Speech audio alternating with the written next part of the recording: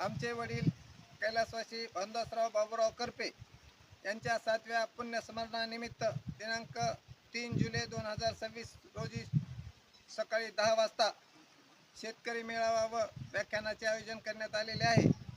सदरील मेळाव्याला मार्गदर्शन करण्यासाठी कालिदासराव आपेट, कार्याध्यक्ष शेतकरी संघटना, हे साखर सम्राट व सरकारकडून ऊस उत्पादक शेतकऱ्यांची लूट या विषयावर मार्गदर्शन करणार आहेत। तसेच माननीय श्री अच्युतराव गंगणे, माजी सदस्य कृषी मूल्य आयोग महाराष्ट्र शासन, हे सामाजिक नीतिमूल्य व आजचे राजकारण या विषयावर बोलणार आहेत। आणि श्रीमती यमुनाबाई सोनवणे, भारत सरकार द्वारा महिला बचत गट घाटनांदूर सर्वोत्कृष्ट पुरस्कार विजेत्या या ग्रामीण महिला बचत गट व गृहोद्योग या विषयावर मार्गदर्शन करणार आहेत। तरी सर्वांनी